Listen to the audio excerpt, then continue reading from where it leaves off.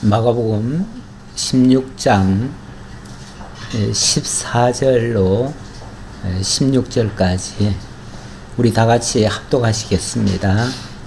그 후에 11 제자가 음식 먹을 때에 예수께서 그들에게 나타나사 그들의 믿음 없는 것과 마음이 완악한 것을 꾸짖으시니 이는 자기가 살아난 것을 본 자들의 말을 믿지 아니함일러라. 또 이르시되 너희는 온 천하에 다니며 만민에게 복음을 전파하라. 믿고 세례를 받는 사람은 구원을 얻을 것이요 믿지 않는 사람은 정죄를 받으리라. 아멘. 예. 오늘은 자꾸 목이 조금 메이네요. 양해해 주시기 바라겠고요. 지난주 말씀 속에서는 예수께서 대제사장에게 고발과 빌라도에게 사형 언도를 받고 군병들에게 희롱을 받으신 후 십자가형에 처해지셨습니다. 그러나 놀랍게도 우리 주님은 아골골짜기에 그냥 던져진 것이 아니라 부자의 묘실로 들어가게 되십니다. 그리고 안식 후 첫날에는 약속대로 부활을 하셨습니다. 이 사실을 처음 목격한 사람은 예수님의 제자들이 아니라 오히려 이름 모를 세 여인들이었습니다. 그리고 엠마오로 내려가는 두 제자에게도 예수님이 친히 당신의 부활하심을 보여주셨습니다. 그리고 그들의 입술을 통해서 제자들에게 예수가 부활하셨다는 사실, 약속대로 부활하셨다는 사실을 증거하게 하였습니다. 하지만 그 이야기를 들은 제자들 그 누구도 그 사실을 곧바로 믿고 그대로 인정한 제자들은 보이질 않습니다. 참으로 믿음 없는 제자들의 모습이고, 오늘날 우리가 믿음 있다고 자처하지만은 제자들보다 더 나을 일은 만무할 테고요. 제자들에게 예수님께서 믿음 없다고 책망하신 것을 보면 오늘 우리도 어지간히도 믿음이 없는 그런 자들은 아닌가 반성을 해보는 그런 시간을 가졌으면 좋겠습니다. 그래서 기도할 때마다 우리에게 믿음을 주소서, 우리에게 믿음을 주소서, 이런 기도를 하는 것 같고요. 또 예수님께서도 저들에게 믿음이 있게 해달라고 그렇게 구해주시는 그런 모습들도 종종 성경에 나옵니다.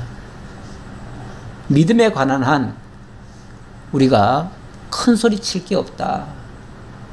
우리가 얼마나 연약한 존재인지, 조그마한 상황만 변화가 돼도 언제 그랬냐는 듯이 한순간 돌변하는 것이 우리들인 것을 늘 하나님 앞에 겸손히 자백하고 하나님의 은혜를 구하고 하나님의 인도를 따르겠다고 하는 그런 결심을 날마다 되풀이해야 되는 우리들이 아니겠는가, 이런 생각을 해봅니다. 하나님의 도우심 없이는 단 하루도, 물론 육체적인 건강도 지킬 수가 없고요. 뿐만 아니라 우리 영혼의 확신, 우리 신앙의 확신을 갖는 것 역시 하나님의 은혜로만이 가능하다는 것을 명심하면서 늘 겸손히 하나님의 말씀 앞에 엎드리는 자세가 되었으면 좋겠습니다.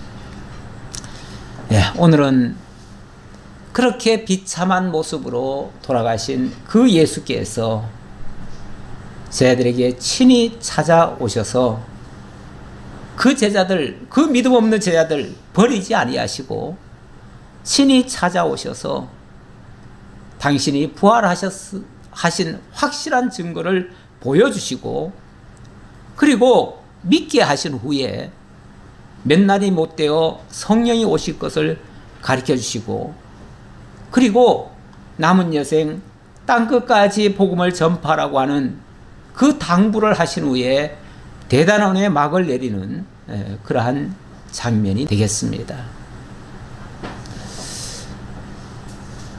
예수님이 쓸쓸하게 십자가에서 당신의 생애를 마감하였을 때에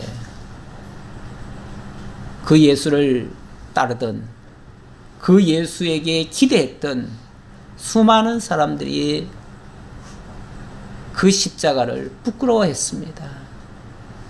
말하기조차 두려워하고, 그리고 숨어 지내고 기도 못 펴고 이렇게 살았습니다. 하지만 사도 바울은 이러한 십자가의 도가 멸망하는 자들에게는 미련하고, 그리고 구원을 받는 우리에게는 하나님의 능력이라고 이렇게 말씀을 하셨습니다. 그 십자가 때문에, 그 죽음 때문에 우리에게 새로운 능력이 발생한 겁니다. 이제 우리는 세상이 감당치 못할 그러한 믿음을 소유하는 그런 정말 믿음의 사람으로 탈바꿈을 하게 되는 것입니다. 이러한 은혜 속에서 우리가 강건하게 모든 것을 극복하고 이겨낼 수 있는 그런 능력자들로 하나님이 틀림없이 키워가시리라고 믿고 겸손히 오늘도 주님의 말씀 앞에 엎드리는 그러한 자세로 임했으면 좋겠습니다. 그 후에 11 제자가 음식 먹을 때에 예수께서 그들에게 나타나사 그들의 믿음 없는 것과 마음이 완악한 것을 꾸짖으시니 이는 자기가 살아난 것을 본 자들의 말을 믿지 아니함일러라. 그 후에 11 제자가 모였습니다. 사실은 그 과정 이야기가 굉장히 많습니다. 사복음서에 보면 그 제자들이 나는 갈릴리로 가겠다, 나는 또 어디로 가겠다, 대부분이 사실은 갈릴리 쪽이 많으니까 갈릴리 쪽으로 많이 갔지요. 그리고 실제로 거기 가서 이제는 지난 3년 동안 예수님 따라다녔는데 다 물거품이고 이제 다 끝났다, 이제는 다 잊어버리고 그냥 옛날 물고기 잡는 거나 잡자. 그리고 밤새도록 물고기를 잡았습니다. 그런데 한 마리도 안 잡혀요. 그런데 얘들아, 물고기가 많이 잡혔느냐? 밤새도록 던졌는데 안 잡혀요. 오른편에 던져봐라. 던졌더니 거기서 물고기가 잡히는 거예요. 그리고는 잠시 후에 얘들아 여기 와서 우리 같이 먹자. 보니까 고기를 구워놓고 있는 거예요. 누군지도 몰랐는데 나중에 보니까 예수님이 그들 시장한, 밤새도록 시장을 했을 거 아니겠어요? 그 시장한 저들을 위해서 물고기를 구워가지고 그들에게 쉽게 말하면 참을 해주는 거예요. 그때까지도 제대로 몰라요. 그리고 나중에 또 그제서야 이제 저들이 같이 모였지요. 모였는데 또 모였을 때도 그때 다 현장에 없었던 친구들이 있잖아요. 뭐 누군가요? 도마인가요? 네. 그 제자는 나는 내 손으로 직접 그 십자가 그 자리에 손을 넣어보지 않고는 내가 믿지 않겠다. 막 이렇게까지도 또 큰 소리를 치죠. 도저히 너희들 말 못 믿겠다. 내 눈으로 확인해야 되겠다. 이런 식으로까지 하니까 주님께서 갑자기 나타나셔가지고 너희 손을 내 여기 옆구리에 넣어봐라. 그러시면서까지 믿게 하시죠. 참 어지간히도 잘 참으시는 우리 주님의 모습이에요. 웬만한 사람 같으면요, 한 대 지어박든지 아니면은 뭐 당장 불호령을 내리드시든지 이러셨을 것 같은데, 예수님께서 너무나 다정한 목소리로 그들을 보여주시고 들려주시고 손으로 만지게도 하시고 다 하셨거든요. 자, 여기서 이제 이렇게도 제자들은 믿음이 없었다라는 사실을 다시 한번 말씀드리고, 이 제자들보다 우리가 결코 믿음이 더 좋을 리가 만무합니다. 그러니까 우리가 큰 소리를 못 쳐요. 항상 우리는 연약한 존재이고 언제라도 넘어질 수 있고 무너질 수 있는 그런 존재임을 알고 더욱 겸손히 하나님을 의지하고 하나님의 붙드심을 강구하고 이렇게 해야 하는 것이 마땅한 자세이다, 이렇게 생각을 합니다. 자, 이렇게 안 믿는 친구들 같으면 그냥 확 버리고 뭐 새로 하시기라도 하든지 뭐 다른 수를 쓰실 것 같은데, 그렇게 하지 않고 그들에게 끝까지 인내하시면서 다 보여주시고 믿게 하신 후에 또 이르시되 너희는 온 천하에 다니며 만민에게 복음을 전파하라. 엄청난, 뭐 소위 대사명이라고도 합니다. 엄청난 사명을 주십니다. 온 천하에 다니며 만민에게 복음을 전파하라.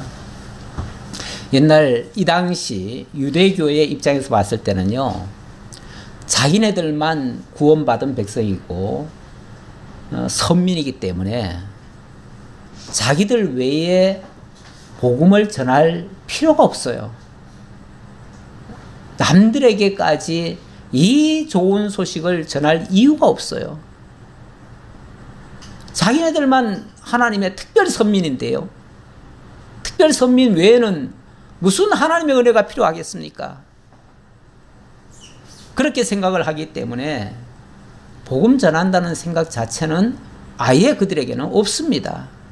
없는데 예수님은 만민에게 복음을 전파하라네요. 그것은 너희 유대인들만이 선민이 아니라 모든 백성들이 다 구원을 받을 수 있는 하나님의 구원의 대상이라는 그런 선언이죠. 예수님의 명령도 대단하지만은 이 복음의 대상이 완전히 바뀌어지는, 구원받는 자들이 완전히 달라지는 그런 모습이기도 합니다. 이때로부터 온 세계에 복음이 편만이 증거되어지고 어느 나라, 어느 민족, 성별, 노소 관계없이 모두가 다 하나님의 백성이 될 수 있는 그러한 특별한 은혜가 주어진 것입니다. 이러한 은혜는 오늘 우리에게까지 다가와서 참 이 동방의 지구, 우리 지도를 보면은, 세계 지도를 보면은 극동이, 우리나라 지명이 극동 지역이잖아요. 극동. 그러니까 동쪽에서 제일 끝에 그게 극동이잖아요. 어찌 보면 섬같이 삐쭉 나와 있는 그런 극동 지역에 이런 곳까지 복음이 와서 우리를 해방시키고 그 어둠 속에서 건져내어서 밝은 광명을 볼 수 있게끔 이렇게 큰 은혜가 주어진 것은 너무나 놀라운 역사입니다. 이걸 우리가 옛날부터 원래 우리는 이렇게 복을 많이 받은 백성들이야 이렇게 생각하면 큰 착각입니다. 우리가 그렇게 살질 못했어요. 우리 육체적으로 지금 엄청나게 건강하게 지금 살고 있는 중인데요. 불과 100년 전만 해도요. 조선시대 때 우리 평민들의 평균 나이가 37살이었대요. 37년 사는 게 평균 나이였다니까 그 전에 죽는 사람이 수두룩했을 테고요. 조금 더 살아가지고 한 60만 넘기면 대단히 장수하는 그런 시대에 우리가 살았고 먹는 거는 겨우겨우 그냥 목숨만 건질 정도의 양식을 먹고 그렇게 살아왔던 사람들이에요. 우리가 그렇게 풍요로운 민족이 아니었습니다. 그렇게 안정되고 평안한 나라가 아니었습니다. 그런데 이게 웬 은혜입니까? 웬 하나님의 보호하심입니까? 세계 10대 강국에 들어갈 정도로 지금 어마어마한 나라가 되고 우리가 돈이 너무 많다 보니까 어느 나라 대통령은 그러잖아요. 대한민국은 뭐니 돈기계라고요. 돈기계. 대한민국은 누르면은 돈이 나온대요. 그러니까 여기는 돈을 좀 더 많이 받아도 좋다 그래가지고 요즘 막 압박하고 있잖아요. 그 정도로 우리가 풍요로워졌어요. 그 정도로 남의 부러움을 살 만큼, 남이 탐을 낼 만큼. 그런데 정작 우리는 그 복이 어디서부터 왔는지를 지금 잘 모르고 있죠. 우리가 복음이 들어오고부터 이렇게 완전히 달라진 겁니다. 우리의 의식 세계도 완전히 달라졌고요. 우리의 모든 삶의 방향이 다 달라졌어요. 이 복음 때문이에요. 다른 이유 없습니다. 세상이 많이 발전해서가 아니에요. 세상은 뭐 어디는 발전 안 했겠어요. 엄청나게 많은 환난과 핍박과 역경이 많았던 나라인데도 불구하고 그것이 단기간에 모든 것을 회복하고 이렇게까지 정말 이 아시아에서는 세계에서도 어찌 보면 으뜸가는 민주주의 국가가 또 되고요. 세계가 부러워할 만한 이런 나라가 된 것은 복음의 능력입니다. 그 가운데 믿는 사람들의 통한 하나님의 역사가 너무나 크다는 것을 저는 다시 한번 또 실감을 하지 않을 수가 없습니다. 자, 어쨌든 이러한 복음이 온 세계로 전파되어지는데 전파되어지는 곳곳마다 소리 소문 없이 퍼져나가지만은 놀라운 역사가 곳곳에서 만들어지고 있습니다. 믿고 세례를 받는 사람은 구원을 얻을 것이요 믿지 않는 사람은 정죄를 받으리라. 믿고 세례를 받는 사람. 믿고 세례를 받는다 하는 말은 세례라고 하는 게 그냥 의식적인 물로 이렇게 하는 그 세례만을 얘기하는 게 아니고 진정으로 그리스도와 함께 죽고 그리스도와 함께 부활에 참여하는 그 신앙을 가진 자들, 이게 진정한 세례거든요. 세례라고 하는 것은요, 의식을 얘기하는 게 아니에요. 죽고 살아나는 거예요. 그것을 상징적으로 보여주느라고 사실은 물속에다 집어넣었다가 꺼내는 것이 그 의미를 더 부각시키는 데 좋아요. 물속에 집어넣으면 죽잖아요, 사람이. 그런데 거기서 다시 끄집어내면 새로운 삶으로 살아났다고 하는 증표 아니겠어요? 그게 이제 세례고, 그런 것과 마찬가지로 성령의 세례를 받으면은 속 사람이 거듭나는 거예요.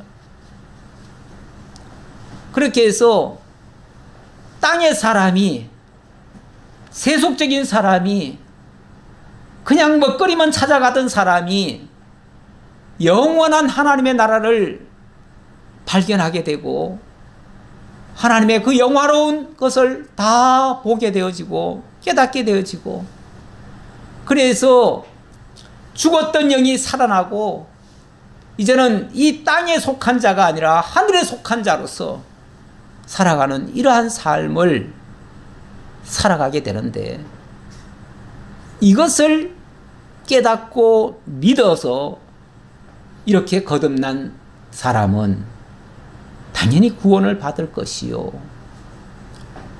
그 예수를 믿지 못해서, 그 하나님이 하시는 그 놀라운 역사들을 알지 못해서 믿지 못하는 자들은 정죄를 받으리라. 뭐 없는 죄를 다시 받을 것이다, 이런 의미가 아니고요.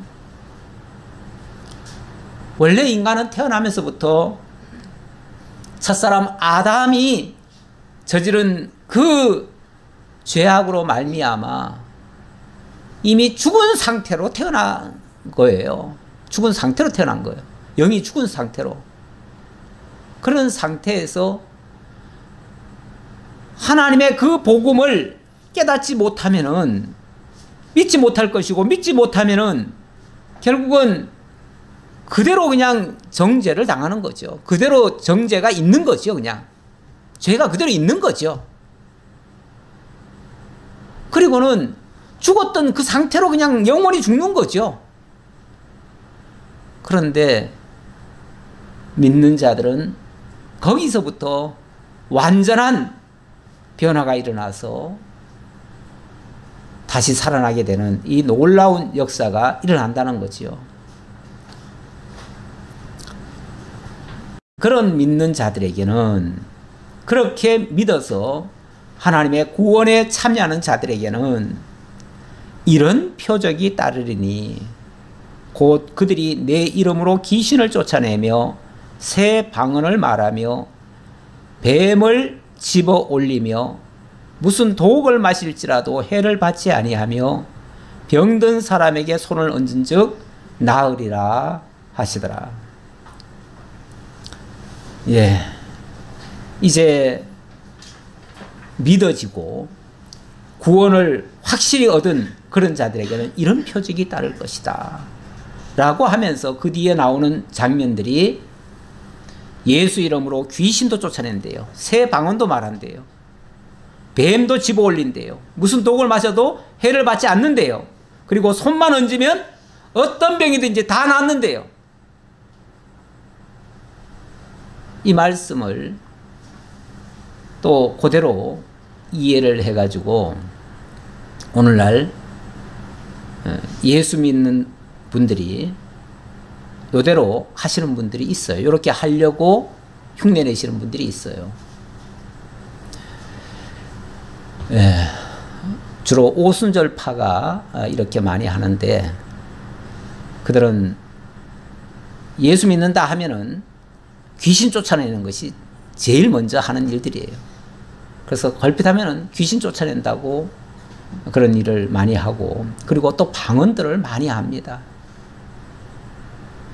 그리고 병든 사람에게 손을 얹어서 낫게 한다고 그런 일을 많이 하는데요.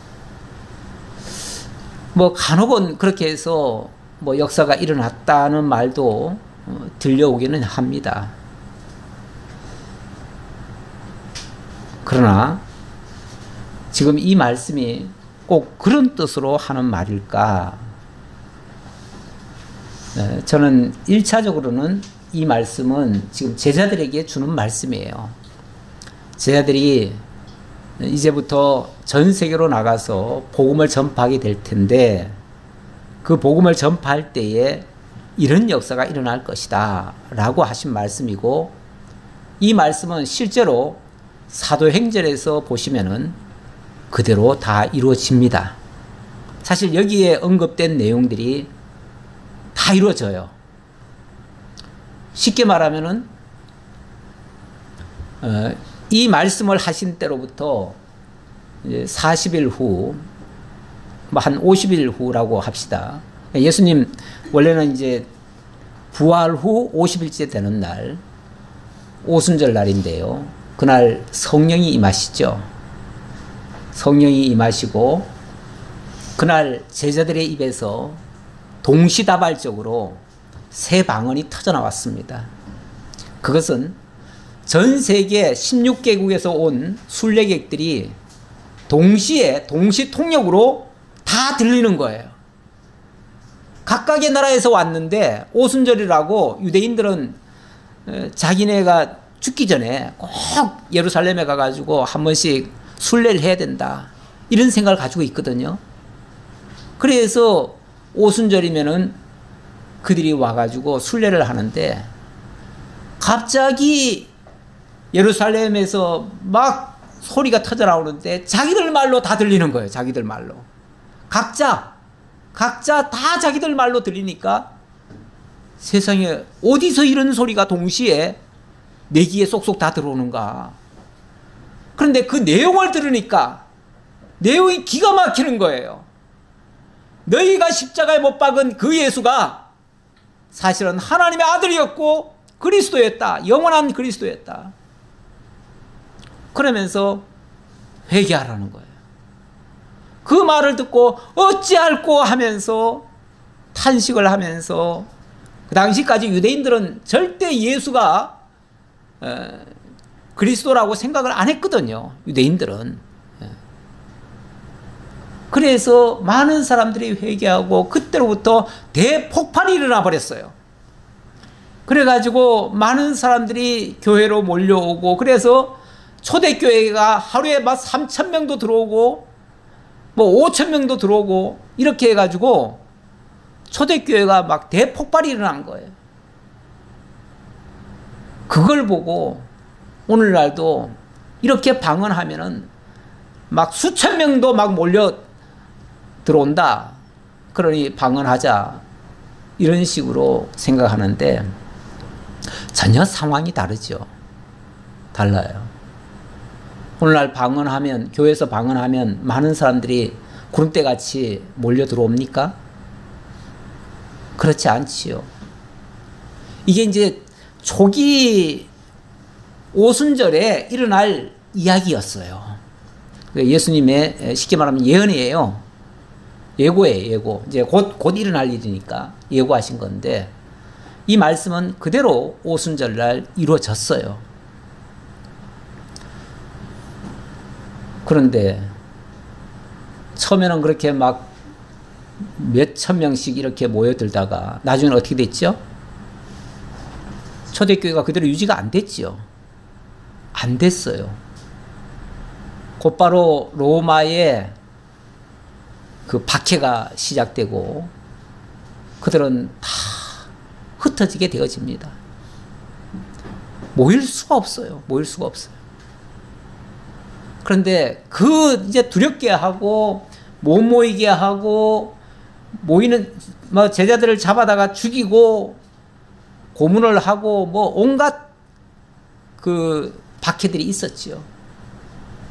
오죽하면은 그 예수 믿는 사람들이 다 도망을 다니지 않습니까?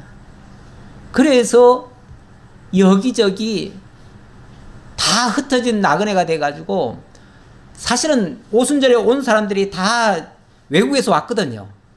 온 사람들이 많아요. 소아시아에서도 많이 오고, 저 동쪽에서도 많이 오고, 바벨론에서도 오고 막 이렇게 왔는데, 그 사람들이 다 자기네 집 곳으로 돌아가가지고는 그 예수를 복음을 들었으니까 그 들은 복음을 가지고 자기네 집에서 식구들한테 전하고 이웃에게 전하기 시작하는 거예요.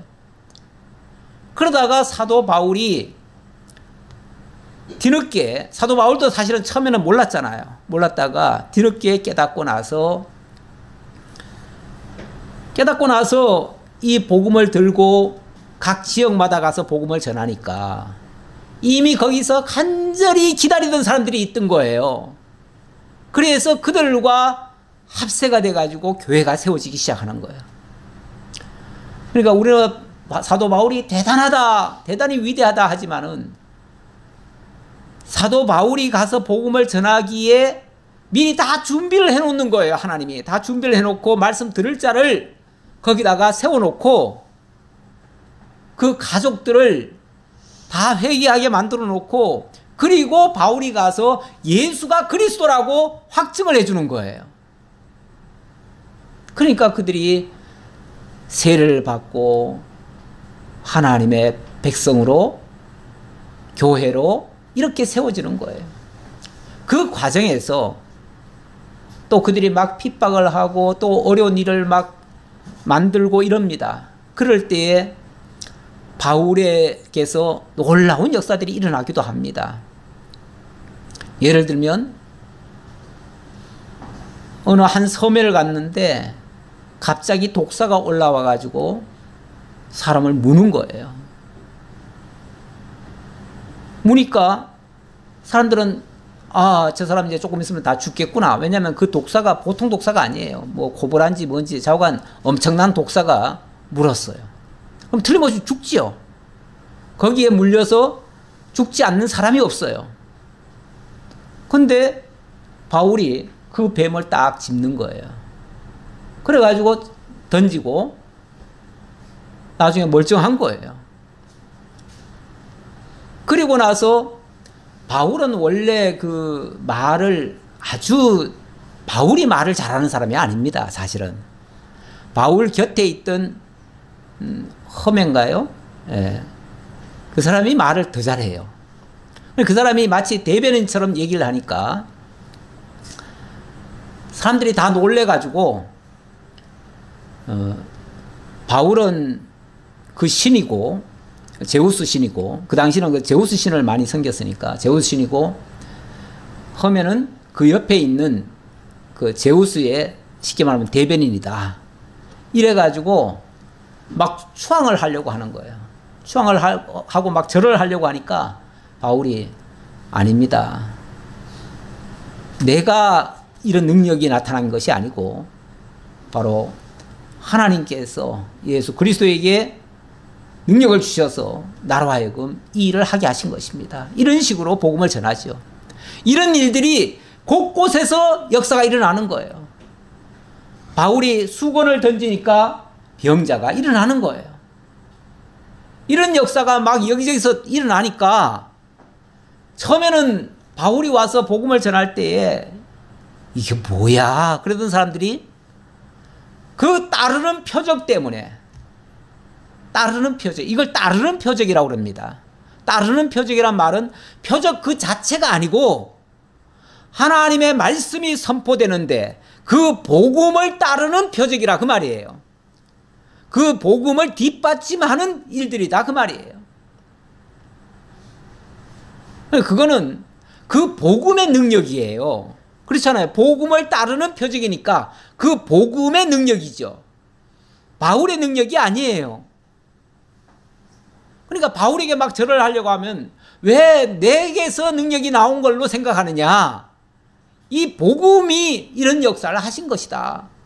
이 복음을 믿으라. 이렇게 말하지요. 그래서 그들이 복음을 믿고 구원을 받고 세례를 받고 구원을 받게 되고 이런 역사가 일어나니까 곳곳에 교회들이 세워지고 그래서 누가 전하라고 해서 전하는 게 아니라 자발적으로 전해지는 거예요. 그러니까 여기에 전해진 이 말씀은 온전히 그 당시 그 제자들에게 하신 말씀이었고 제자들에게 실제로 오순절 성령이 임하고 나니까 놀라운 역사들이 계속해서 일어나는 거예요. 계속. 뭐 바울뿐이 아닙니다. 바울이 워낙 사도행전에 바울의 이력이 많이 기록이 돼서 우리가 바울 얘기를 많이 하지만 바울뿐이 아니라 베드로도 그렇고요. 베드로도 그 성전에 올라갈 때에 오랫동안 그 밑에서 구걸하던 사람이 있었잖아요. 소경이었던가요? 네. 그들에게 말 한마디로 얘기를 했잖아요. 예. 금과 은은 내게 없지만 내게 있는 것으로 내게 주노니, 그러면서 주 예수 그리스도의 이름으로 일어나 걸으라 하니까 그 자리에서 벌떡 일어나 걷잖아요. 그게 말씀의 능력이고 복음의 능력이에요.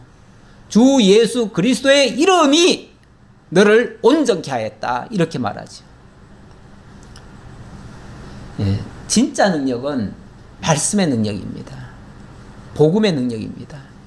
그러니까 복음이 변질되지 않고 오리지널로 온전히 보존된 그 진리의 복음이 바르게 전파되어지면 역사는 그 말씀을 따르는 표적으로 일어날 수도 있는 거예요. 근데 이거를 오늘날 우리가 그것을 흉내내려고 하다가는 사실은 큰 사고도 일어납니다.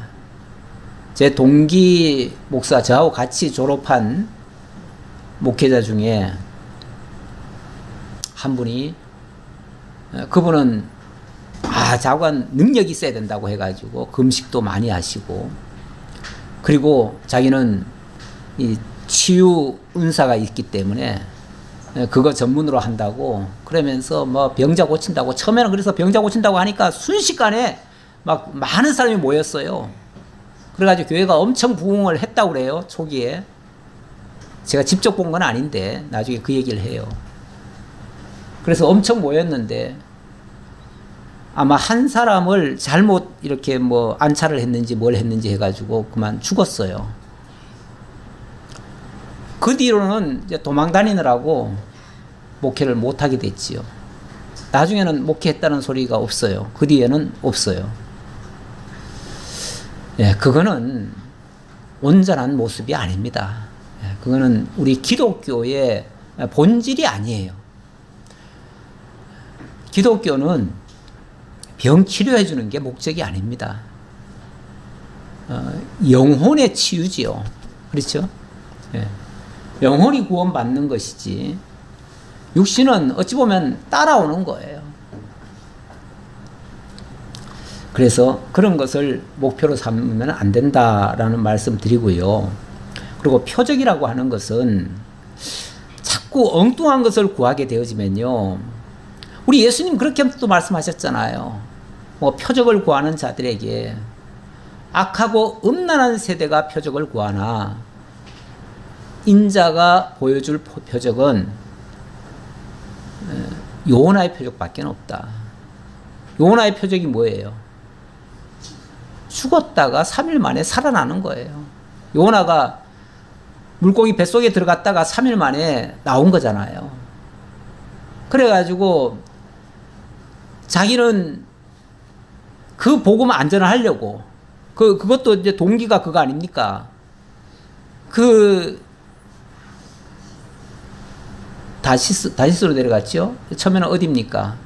니느웨로 가라고 했는데, 니느웨 사람들이 이스라엘을 괴롭혀가지고 저놈들한테는 꼴도 보기 싫은데 그들에게 복음을 전해서 그들을 구원하라니 나는 죽어도 싫습니다. 우리 민족을 괴롭힌 저 민족에게는 절대로 내가 복음 안 전하랍니다. 그리고 정반대로 도망을 가버렸어요. 지금으로 말하면 저 아프리카 리비아 쪽으로 도망을 갔어요. 그런데 하나님께서 그 멀리 도망간 선지자를 큰 물고기로 그냥 확 삼켰잖아요. 삼켜가지고는 3일 밤낮을 고통을 받게 하고 그곳에서 정말 죽음에 처한 거죠. 예. 그랬는데 3일 만에 탁 뱉어냈어요. 어디다 내뱉었습니까? 니느웨에다가 내뱉어 놓은 거예요. 니느웨에다가 내뱉어 놓은 거죠. 그래서 이게 하나님의 뜻이다 해가지고 할 수 없이 거기 가서 복음을 전했잖아요. 전했더니 그 니느웨 사람들이 전부 다 회개를 하잖아요. 베옷을 입고 회개를 해서 그들이 정말 멸망 직전에 구원을 받게 되는 그런 역사가 일어났잖아요. 또 그들이 구원받는 그 꼴이 보기 싫어가지고 차라리 나를 죽여달라고 또 때를 쓰고 그랬지요. 그런데 박넝쿨을 덮어줬다가 하나님이 싹 말리게 하니까 그냥 괴롭다고 죽겠다고 그랬잖아요. 네가 박넝쿨 하나 죽는 것도 그렇게 아쉬워하면서 여기에 얼마나 많은 내 백성이 있는데 그들 살리는 게 얼마나 더 중하냐. 그러면서 구원하시는 모습, 이게 주님의 역사예요. 사람이 순종하든 안 하든 우리 하나님께서는 당신의 뜻을 그런 식으로도 만들어 가십니다. 자, 어쨌든 우리 하나님께서 이런 놀라운 역사를 제자들에게 쉽게 말하면은 복음을 들려준 거예요. 핵심은 복음을 준 거예요. 그러면은 네가 이 복음을 전하면 복음의 능력은 나타날 것이다, 이런 얘기예요. 네가 아는 게 아니야. 내가 따르는 표적으로 너와 함께 할 거야, 그 말이에요. 너는 가서 복음만 전해. 내가 따르는 표적으로 너와 함께 할 거야, 이 이야기예요. 그래서 이 따르는 표적의 능력은 바로 우리 주님의 능력이다, 이렇게 말씀드리고요. 주 예수께서 말씀을 마치신 후에 하늘로 올려지사 하나님 우편에 앉으시니라. 하나님 우편에 앉았다. 하나님 우편에 앉았다고 하니까 뭐 하나님 우편 좌편 있어가지고 하나님 빼놓고 그 옆에 앉으셨다, 이렇게 생각하기 쉬운데요. 우편이라는 말 자체가요, 그냥 하나님 자리예요. 하나님 우편에, 하나님 자리예요. 예수께서 부활 승천하신 후에 하나님 자리에 올라가신 거예요. 바로 예수님이 만왕의 왕, 만주의 주가 되셨음을 확증하는 그런 표현이에요.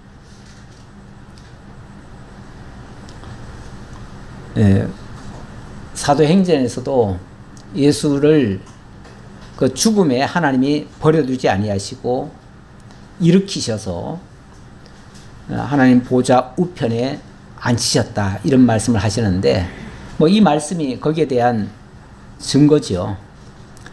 자, 그렇게 하고 제자들이 나가 두루 전파할세 주께서 함께 역사하사 그 따르는 표적으로 말씀을 확실히 증언하시니라. 자, 여기도 보세요. 자, 제자들이 나가서 전했습니다. 제자들은 그냥 전한 거예요. 표적을 행한 게 아니에요. 그냥 전한 거예요. 전했는데 주께서 함께 역사하사, 주님이 함께 역사하신 거예요. 어느 주님요? 부활하신 주님. 부활하신 주님은 승천하셨으니까 어느 주님이에요? 성령 하나님이시죠. 예수님께서 그렇게 말씀하셨지요. 내가 죽고 십자가에 못 박혀 죽는다 그러니까 예수님 죽으시면은 우리는 어떡합니까? 우리 이제 예수님 뭐 닭 줬던 개 신세잖아요. 우리는 이제 어떻게 합니까? 그랬더니 근심하지 말라. 내가 가면 너에게 보혜사를 보내줄 것이다. 또 다른 보혜사를 보내줄 것이다. 그러면 그가 너희와 함께 세상 끝날까지 함께 할 것이다. 이렇게 말씀하시죠. 우리 주님은 단 한순간도 저들을 떠나서 버려두시고 홀로 있게 하지 않습니다.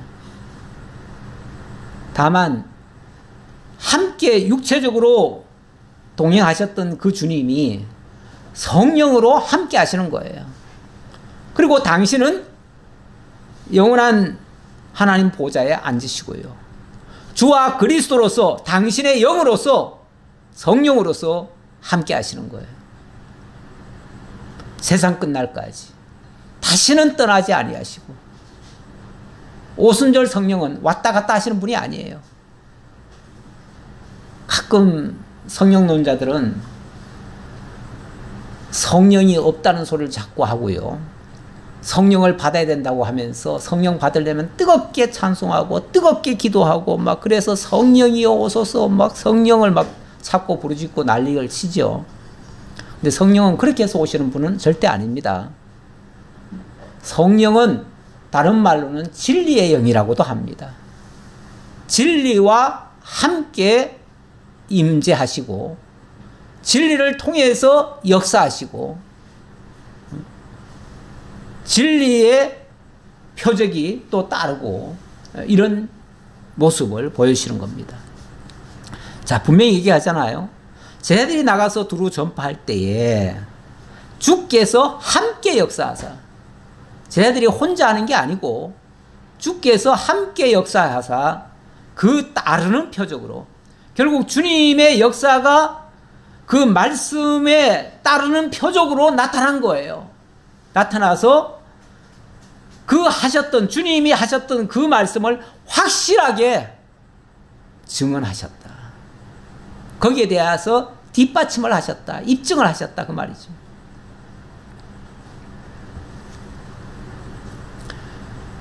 예. 자, 그렇게 하셨다는 얘기고요. 그런데 이런 것을, 이런 걸 제껴놓고, 이 말씀을 제껴놓고, 자꾸만 다른 표적을 가지고 자꾸만 우리를 미혹하는 경우가 있을 수 있습니다.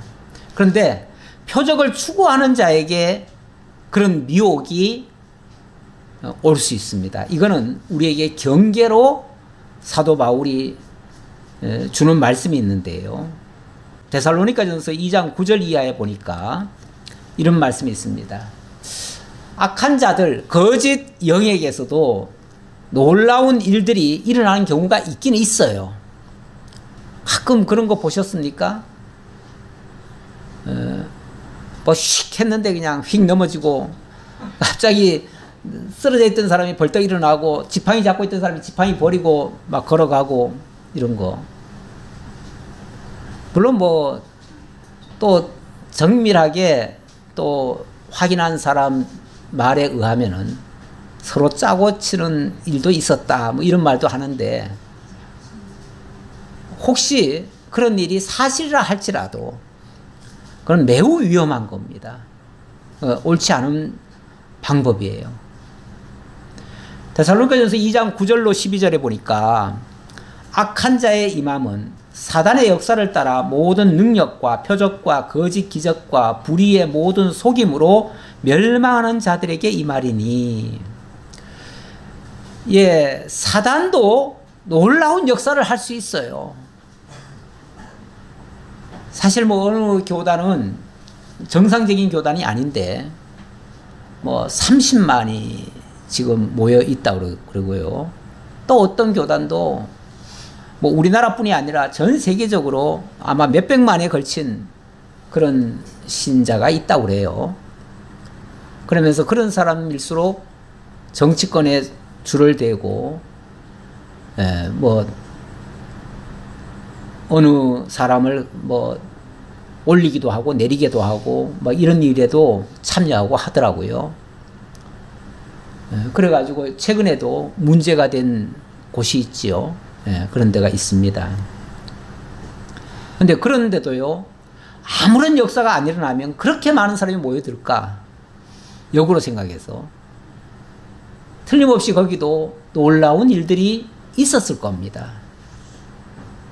작년인가 저작년인가 돌아가신 목사님 한 분 계셔요. 그분도 제가 청년 시절에 얼마나 많은 역사가 일어났는지, 전도사 시절인데 그 당시는 그분도 전도사고 저는 청년회에 이렇게 소속으로 활동을 했었는데, 들려오기를 전도사님에게 막 놀라운 능력이 나타난다는 거예요. 막 손만 얹으면 진짜 뭐 안전매가 일어나고 다 별 역사가 다 일어난다는 거예요. 그 뒤로 교회가 무척 커졌어요. 그래서 수천 명이 모이는 교회가 돼버렸어요.